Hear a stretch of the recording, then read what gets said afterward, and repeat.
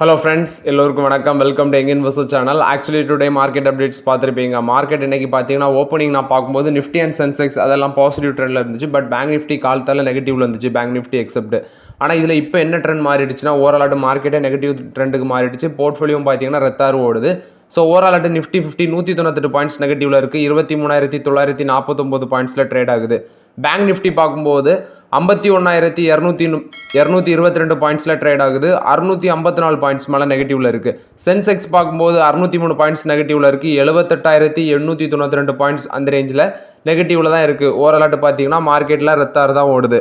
ஓவராலாட்டு bank Nifty பார்த்தீங்கன்னா 600 points மேலே நெகட்டிவ்ல இருக்குது. இதில் AU Small Finance Bank, ICICI Bank இந்த ரெண்டு பேங்கும் பாசிட்டிவ்ல இருக்குது. Remaining other banks Federal Bank, IndusInd Bank, IDFC First Bank, Axis Bank, Kotak Mahindra Bank, Punjab National Bank, next பார்த்தீங்கன்னா கனரா பேங்க், இது SBI, State Bank of India, Bank of Baroda, HDFC பேங்க்லாம் அன்றைக்கி 2.5% மேலே காலி. இந்த பேங்க் எல்லாமே பார்த்தீங்கன்னா நெகட்டிவ்ல இருக்குது. AU Small Finance Bank, ICICI Bank இந்த ரெண்டு பேங்கும் பாசிட்டிவ்ல இருக்குது. செக்டார் வைஸ் பார்த்தீங்கன்னா கன்சியூமர் எக்ஸப்ட் கன்சியூமர் தவிர மிச்சம் எல்லா செக்டாருமே நெகட்டிவ். இதில் பயங்கர அடி விழுந்தது ஆட்டோ தான். 1.5% காலி. ஆட்டோ செக்டார் வந்து அதிக அளவில் அடி விழுந்திருக்கு. எக்ஸப்ட் கன்சியூமர் மிச்சம் எல்லா செக்டாருமே ரெத்தாறு தான் ஓடிட்டு இருக்கு. ஃபர்ஸ்ட் நீ பார்த்தீங்கன்னா டாடா மோட்டார்ஸ் ஆக்சுவலி 788 ரூபால ட்ரேட் ஆகிட்டு இருக்காங்க. இன்னைக்கு 813 ரூபா வரைக்கும் போச்சு. அடுத்தது பார்த்தீங்கன்னா பொத்துண்டு 784 ரூபா வந்தாங்க. இப்போ 788 ரூபா, 2.5% நெகட்டிவ்ல இருக்கு டாடா மோட்டார்ஸ். ஸோ இது எக்ஸ்பெக்ட் பண்ண லெவல் தான். ஏன்னா அவங்களோட ரிசல்ட்ஸ் நல்லா இல்லை. நம்ம சொல்லியிருந்தோம் ரிசல்ட்ஸ்க்கு அடுத்த நாளே அடி விழுன்னு சொல்லி. அன்னைக்கு ஒரு ஃபிளாட் நெகட்டிவ் போயிட்டு அடுத்து பாசிட்டிவ் ட்ரெண்ட்லேயே மாறி இருந்துச்சு.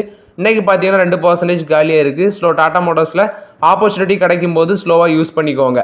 ஆக்சுவலி நேற்று ரிசல்ட்ஸ் அனௌன்ஸ் பண்ண கம்பெனிஸோட ஸ்டாக்கு யூபிஎல் இதோட ரிசல்ட்ஸ் வந்து நல்லாவே இல்லை. ஏன்னா அவங்களோட லாஸ் 2 மடங்கு தான் அதிகமாக இருந்தது தவிர பார்த்தீங்கன்னா ப்ராஃபிட் பாதைக்கே திரும்பலை. ஆனால் சில செக்மெண்ட்ஸில் அவங்களோட ரீஜனில் அவங்களோட பிஸ்னஸ் நல்லா வளர்ச்சி அடைஞ்சிருந்துச்சு. இப்போ என்ன சொல்லியிருக்காங்கன்னா ஃபினான்ஷியல் 25 அவங்களோட கைடன்ஸை இன்க்ரீஸ் பண்ணியிருக்காங்க. சில இடத்துல மார்ஜின் க்ரோத் வந்து மெயின்டைன் பண்ணியிருக்காங்க. இதெல்லாம் பேஸ் பண்ணி இன்னைக்கு ஸ்டாக் ப்ரைஸ் வந்து 9% மேலே போச்சு. 552 ரூபா வரைக்கும் போனது. இப்போ ஒரு 3.5% பாசிட்டிவ்ல 531 ரூபாயில் ட்ரேட் ஆகுது இந்த யூபிஎல். ஸோ நான் இதை எக்ஸ்பெக்ட் பண்ணவே இல்லை. யூபிஎல்ல கண்டிப்பாக இன்னைக்கு வந்து பார்த்தீங்கன்னா டுமாங்குத்து தான் உழுன்னு நினச்சேன். ஆனால் யூபிஎல் எப்படியோ தப்பி எஸ்கேப் ஆகி 9% வரை பாசிட்டிவ் பே, இப்போ 3.5% பாசிட்டிவ்ல இருக்குது. இதே ட்ரெண்டு கண்டினியூ ஆகி நம்மளோட கன்சிடரேஷன் லெவலில் தாண்டி போயிடுச்சுன்னா ரொம்பவே நல்லா இருக்கும் யூபிஎல்ல. ஸோ அடுத்தது பார்த்தீங்கன்னா என்எம்டிசி வந்து 227 ரூபாயில் ட்ரேட் ஆகிட்டு இருக்கு. ஆனால் என்எம்டிசி தான் அன்றைக்கி நல்ல பெர்ஃபார்மன்ஸ் பண்ணும் அப்படின்னு சொல்லி நிறைய பேர் எக்ஸ்பெக்ட் பண்ணோம். ரீசன் பார்த்தீங்கன்னா அவங்க போனஸ் கொடுக்குறோம் அப்படின்னு சொல்லியிருந்தாங்க. 2:1 அந்த ரேஷியோவில் போனஸ், அதாவது உங்கள்கிட்ட ஒரு ஷேர் இருந்துன்னா உங்களுக்கு 2 ஃப்ரீ ஷேர் கிடைக்கும். அந்த ரேஷியோவில் அவங்க போனஸ் கொடுக்குறாங்க. ரிசல்ட்ஸும் பார்த்தீங்கன்னா பரவாயில்லாமல் பண்ணியிருந்தாங்க. யூபிஎல்ல கம்பேர் பண்ணும்போது என்எம்டிசியோட ரிசல்ட்ஸ் நல்லா தான் இருந்துச்சு. ஆனால் எல்லாரும் எக்ஸ்பெக்ட் பண்ணது என்எம்டிசியோட ஸ்டாக் ப்ரைஸ் இன்னைக்கு மேலே போகும் அப்படின்னு சொல்லி. பட் ஆனால் அன்றைக்கி 2% என்எம்டிசி கவுந்துடுச்சு. ஸோ 222 ரூபா வரைக்கும் போச்சு. அடுத்தது இப்போ 227 ரூபாவில் ட்ரேட் ஆகுது என்எம்டிசி. ஸோ இப்போதே வெயிட் பண்ணுங்க, ஆப்பர்ச்சுனிட்டி வரும்போது நம்ம டிஸ்கஸ் பண்ணலாம். பிரிட்டானியோட ரிசல்ட்ஸும் நல்லா இல்லை. கிட்டத்தட்ட ப்ராஃபிட் 10-11% காலி.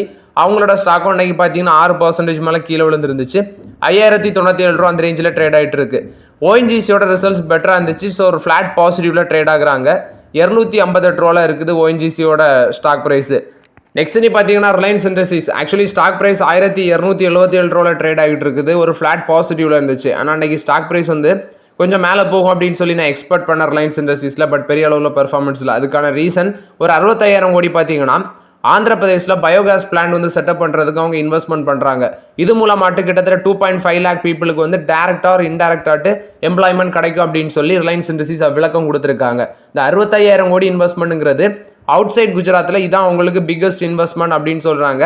ஸோ நெக்ஸ்ட் 5 இயர்ஸில் ஒரு 500 கம்ப்ரஸ் பயோகேஸ் பிளான்ட் போட ஐடியாவில் இருக்கிறாங்க ரிலையன்ஸ் இண்டஸ்ட்ரீஸ். இதில் ஒரு முதல் கட்டமாட்டு தான் பார்த்தீங்கன்னா இவங்க இன்வெஸ்ட்மெண்ட் பண்ணுறது 130 கோடியில் ஒரு வேஸ்ட் லேண்டில் இன்வெஸ்ட்மெண்ட் பண்ணுறாங்க அந்த ஸ்டேட்டில். ஸோ 2.5 lakh பீப்புளுக்கு வந்து டைரக்ட் ஆர் இன்டைரக்ட் வந்து ஜாப் எம்ப்ளாய்மெண்ட் கிடைக்கும் அப்படின்னு சொல்கிறாங்க இந்த பயோகேஸ் பிளான்ட்னால.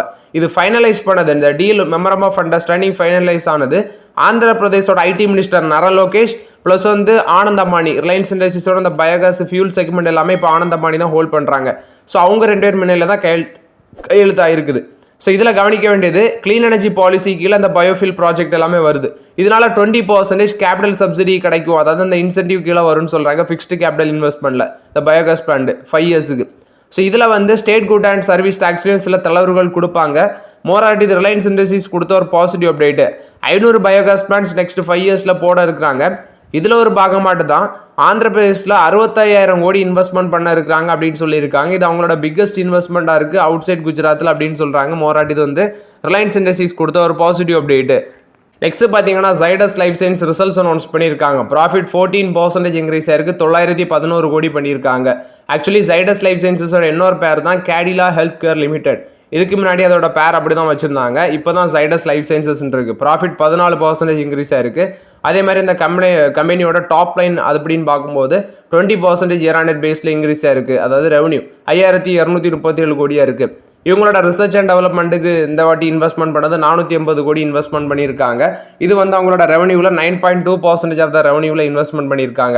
எபிட்டா 27.5% இன்க்ரீஸ் ஆயிருக்குதுன்னு சொல்கிறாங்க. 1461 கோடியாக இருக்குது. EBITDA margin 170 basis point expand ஆயிருக்கு, 27.9% இருக்குது.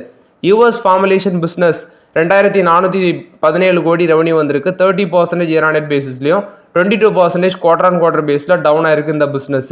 இந்த பிஸ்னஸ் வந்து அவங்களோட கன்சாலிடேட்டட் ரெவன்யூக்கு 47% கான்ட்ரிபியூட் பண்ணுது. கான்ஸ்டன்ட் கரன்சி டேர்ம்ஸில் பார்க்கும்போது இந்த பிஸ்னஸோட ரெவன்யூ வந்து $288 மில்லியன் இருக்குது. ஆக்டிவ் ஃபார்மசூட்டிக்கல் இன்கிரிடியன்ட்ஸ் பிஸ்னஸ் 119 கோடி ரெவன்யூ பண்ணியிருக்குது. இது இயர் ஆன் இயர் பேஸில் 15% அடி வாங்கியிருக்கு இந்த பிஸ்னஸ். ஆக்சுவலி இந்த பிஸ்னஸ் வந்து அவங்களோட கன்சாலிடேட்டட் ரெவன்யூக்கு 2% கான்ட்ரிபியூட் பண்ணுது. ஆர்கானிக் கேபிட்டல் எக்ஸ்பெண்டிச்சர் பார்க்கும்போது 302 கோடி ஸ்பெண்ட் பண்ணியிருக்காங்க. ஆக்சுவலி சேம் பீரியட் லாஸ்ட் இயரில் பார்த்தீங்கன்னா அது 603 கோடியாக இருந்துச்சு. ஓவராலாக அதுவும் குறைஞ்சிருக்கு.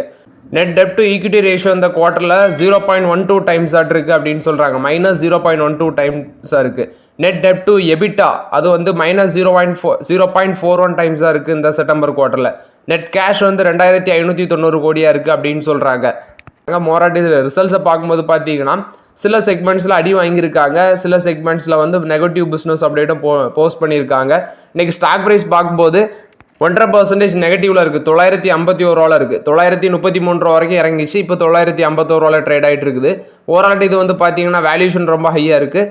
ஆப்பர்ச்சுனிட்டி எக்ஸ்பெக்ட் பண்ணுறவங்க டாக்டர் ரெட்டி லேபரேட்டரிஸ் அது 1276 ரூபாவில் தான் இருக்கும்னு நினைக்கிறேன். ஆக்சுவலி 1300 கீழே தான் அது இருக்க சான்சஸ் இருக்குது. அதே மாதிரி நாட்கோ ஃபார்மா 1500 கீழே தான் ட்ரேட் ஆகிட்டு இருக்கும். மேபி 1450 அந்த ரேஞ்சில் இருக்கும். ஸோ அதில் ஆப்பர்ச்சுனிட்டியை யூஸ் பண்ணிக்கோங்க. ஃபார்மா செக்டரில் ஆப்பர்ச்சுனிட்டியை எக்ஸ்பெக்ட் பண்ணுறவங்க. நெக்ஸ்ட் பார்த்தீங்கன்னா HDFC பேங்க் கொடுத்த அப்டேட். HDFC பேங்க் வந்து அவங்களோட HDFC ஹவுஸ் அதாவது சில கமர்ஷியல் ப்ராப்பர்ட்டி அவங்க கைவசம் வச்சுருக்காங்க, அதை வந்து டைவர்ஸ் பண்ண இருக்கிறாங்க. ஸோ இதில் ரெசிடென்ஷியல் ப்ராப்பர்ட்டின்னு பார்க்கும்போது கிட்டத்தட்ட 3000 கோடி கிட்டே உங்களுக்கு கிடைக்க சான்சஸ் இருக்குது. கமர்ஷியல் அசட்ஸ் பார்த்தீங்கன்னா மும்பை, கலினா, சாந்திவாலி, அடுத்தது வந்து கல்கத்தா, மைசூர், இந்த மாதிரிப்பட்ட பெங்களூர், இந்த மாதிரிப்பட்ட ஏரியாஸில் இவங்களுக்கு ஒரு 2400 கோடி வந்து கமர்ஷியல் அசட்ஸ் வச்சுருக்காங்க. ரெசிடென்ஷியல் அப்பார்ட்மெண்ட்டுன்னு பார்க்கும்போது அது ஒரு 800 கோடி இருக்குது. ஸோ இதெல்லாம் விற்கும்போது இவங்களுக்கு ஒரு 3000 கோடி மேலே பார்த்தீங்கன்னா HDFC பேங்க்குக்கு ரெவன்யூ வர இருக்குது. ஸோ ஓவராலாக இது வந்து HDFC பேங்க் கொடுத்த அப்டேட்டு. பட் இதனால் இன்றைக்கி ஸ்டாக் ப்ரைஸ் 2% அடி வாங்கினது தான் மிச்சம். ஆர்பிஎன்எலுக்கு வந்து ஒரு 295 கோடி வேல்யூ உள்ள ஆர்டர் ஒன்று கிடச்சிருக்கு. சவுத் சென்ட்ரல் ரயில்வேட்டேருந்து இந்த ஆர்டர் கிடச்சிருக்கு. ஸோ லோவஸ்ட் பிட் ரேட் இருந்து இந்த ஆர்டரை வின் பண்ணியிருக்காங்க. ஸோ அன்றைக்கி ஸ்டாக் ப்ரைஸ் ஒரு ஃப்ளாட் பாசிட்டிவில் இருந்துச்சு. 437 ரூபாயில் ட்ரேட் ஆகிட்டு இருக்காங்க. நெக்ஸ்ட் பார்க்கும்போது ஹிண்டால்கோட கியூட் ரிசல்ட்ஸ் ப்ராஃபிட் வந்து 123% இன்க்ரீஸ் ஆயிருக்கு, 1891 கோடி பண்ணியிருக்காங்க. ரெவன்யூ ஃப்ரம் ஆப்ரேஷன் 1294 கோடியாட்டு இருக்குது. 22,262 கோடியாக இருக்குது. 8% இயர் ஆன் இயர் பேஸில் இன்க்ரீஸ் ஆயிருக்குன்னு சொல்கிறாங்க. நாவலுஸோட பெர்ஃபார்மன்ஸ் பார்க்கும்போது $4.3 பில்லியன் இருக்குது இந்த குவார்ட்டரில் ரெவன்யூ, 5% இன்க்ரீஸ் ஆயிருக்கு. இது வந்து அவங்களோட அலுமினியம் ப்ரைஸஸ் இன்க்ரீஸ் ஆனதுனாலையும் பார்த்தீங்கன்னா இம்பாக்ட் ஆயிருக்கு. நாவலுஸோட எபிட்டா பார்க்கும்போது $462 மில்லியன் இருக்குது. பட் இது வந்து 5% டவுன் ஆயிருக்குன்னு தான் சொல்கிறாங்க. நாவலுஸோட நெட் இன்கம் 18% டவுன் ஆயிருக்கு, $128 மில்லியன் இருக்குது. ஆக்சுவலி இந்த சியர் ப்ரொடக்ஷன் பண்ணுறாங்க, அதில் வந்து பார்த்தீங்கன்னா சார்ஜஸ் இவங்களை அஃபெக்ட் பண்ணியிருக்கு அப்படின்னு சொல்லி மென்ஷன் பண்ணுறாங்க. மோரலாக இது வந்து ஹிண்டால்கோ போஸ்ட் பண்ண ரிசல்ட்ஸ் அப்டேட்டு. அம்புஜா சிமெண்ட்ஸில் வந்து update. Competition commission of India இவங்களுக்கு வந்து இவங்க ஓரியன்ட் சிமெண்ட்ஸில் ஸ்டேக் அக்யூசிஷன் பண்ணுறாங்க அப்படின்னு சொல்லியிருந்தாங்க. நியர்லி 46% மேலே. அடுத்தது ஒரு ஓப்பன் ஆஃபரும் கொடுக்குறாங்க. ஸோ மோரலாட் இந்த ஸ்டேக் அக்யூசிஷனுக்கு காம்படிஷன் கமிஷன் ஆஃப் இந்தியா இப்போ அப்ரூவல் கொடுத்துருக்காங்க. இது வந்து அம்புஜா சிமெண்ட்ஸுக்கு வந்து ஒரு பாசிட்டிவ் அப்டேட்டு. நெக்ஸ்ட் பார்த்தீங்கன்னா கௌதம் அதானி வந்து ஒரு $5 பில்லியன் வேல்யூக்கு வந்து பிஸ்னஸ் ஐடியாவாக மைண்டில் வச்சிருக்காரு. அதாவது aluminium steel business, next copper production, அடுத்தது வந்து இன்ஃப்ரா பிஸ்னஸ், எனர்ஜி ப்ரொடக்ஷன், இந்த செக்மெண்ட்டில் வந்து ஒரு $5 பில்லியன் வேல்யூக்கு வந்து பிஸ்னஸ் ஐடியாவை அவர் மைண்டில் வச்சிருக்காரு அப்படின்னு சொல்லி மின்டில் அன்னைக்கு ஒரு ஆர்டிகல் வந்திருக்கு. ஸோ மேபி இது வந்து நெக்ஸ்ட் 3 to 5 இயர்ஸில் நடக்க சான்சஸ் இருக்குது அப்படின்னு சொல்கிறாங்க. இது வந்து அதானி குழுமத்தை பொறுத்த வரைக்கும் அப்டேட்டு. நெக்ஸ்ட் பார்த்தீங்கன்னா செராக்ஸ், அதாவது டிசிஎஸ் ஹெச்எல் டெக்னாலஜிஸ், இவங்க ரெண்டு பேருக்கு முடியுமே இந்த செராக்ஸ் அப்படிங்கிற கம்பெனி வந்து மேஜர் டீல் போட்டிருக்காங்க. ஸோ டிஜிட்டல் செக்மெண்ட்டில் இந்த டீல் பார்த்தீங்கன்னா கிட்டத்தட்ட $1 பில்லியன் வேல்யூக்கு மேலே இருக்குது. ஸோ நெக்ஸ்ட் 5 to 10 இயர்ஸில் இது இன்னும் இன்க்ரீஸ் ஆக சான்சஸ் இருக்குன்னு சொல்கிறாங்க.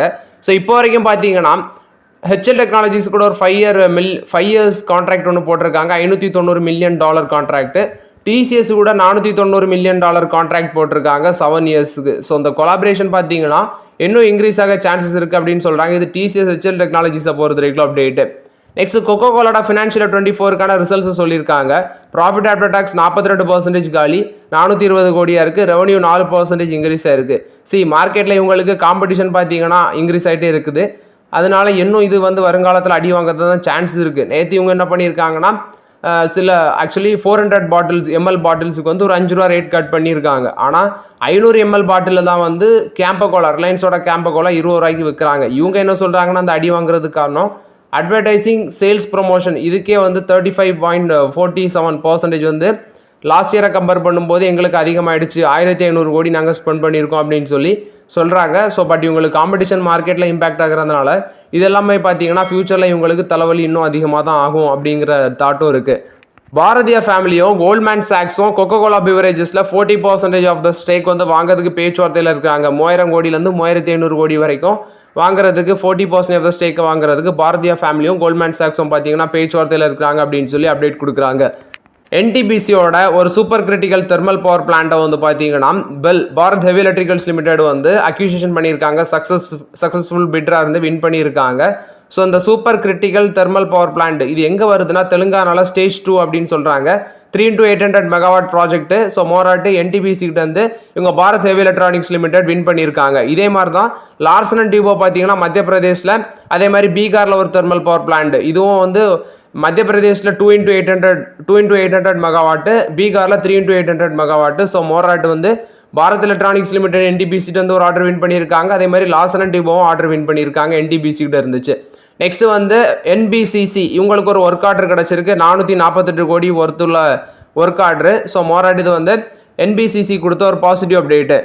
இந்தியன் ரயில்வே ஃபினான்ஸ் கார்பரேஷன் 1415 கோடி பார்த்தீங்கன்னா பாண்ட்ஸ் மூலமாட்டு ரைஸ் பண்ணியிருக்காங்க. இதில் 15 வருஷம் மெச்சூரிங் பாண்ட்ஸு 7.14% கூப்பன் ரேட் அது வெளியாட்டு தான் இவங்க ரைஸ் பண்ணியிருக்காங்க. மோராட் இது வந்து இந்தியன் ரயில்வே ஃபினான்ஸ் கார்பரேஷன் கொடுத்த அப்டேட்டு. அசோக் லைலாண்டும் மத்திய பிரதேஷோட கிராமின் பேங்கும் பார்த்தீங்கன்னா ஒரு பார்ட்னர்ஷிப்பில் வராங்க. ஆக்சுவலி இவங்களோட வெஹிக்கிள்ஸுக்கு வந்து ஃபினான்ஸ் சொல்யூஷன் பண்ணி கொடுக்குறது அந்த பார்ட்னர்ஷிப். இது அசோக் லைலாண்ட் கொடுத்த ஒரு பாசிட்டிவ் அப்டேட்டு. ஹியூண்டாயோட ரிசல்ட்ஸ் இன்னைக்கு வர இருக்குது. பட் அது ஒரு ஹைலைட்ஸ் கிடச்சிருக்கு, அதாவது ரிசல்ட்ஸ் எப்படி வரும்னு சொல்லி. ரெவன்யூ வந்து 8% காலி ஆகுமா, எபிட்டா 11% காலி, எபிட்டா மார்ஜின் 12.7% குறையும்னு சொல்கிறாங்க. நெட் ப்ராஃபிட் 16% அடி வாங்குவோம் அப்படின்னு சொல்கிறாங்க. ஸோ ஹியூண்டாயோட ரிசல்ட்ஸ் வரட்டு நம்ம ஃபுல்லாக டிஸ்கஸ் பண்ணலாம். எல்ஐசி பார்த்தீங்கன்னா கிட்டத்தட்ட 100 ஸ்டாக்ல ப்ராஃபிட் புக் பண்ணியிருக்காங்க. ஸோ இதை வச்சு நான் என்ன சொல்கிறேன்னா, நீங்கள் வந்து நிறைய ஸ்டாக்ஸில் வந்து ஓவர் வேல்யூடாக இருக்க சமயத்திலே போய் வாங்குறீங்க, அது வந்து உங்களோட ஓன் ரிஸ்க் தான். நான் வந்து ஏஷியன் பெயிண்ட்ஸ் வந்து இந்த செக்மெண்ட்டில் அடி வாங்க சான்சஸ் இருக்குது.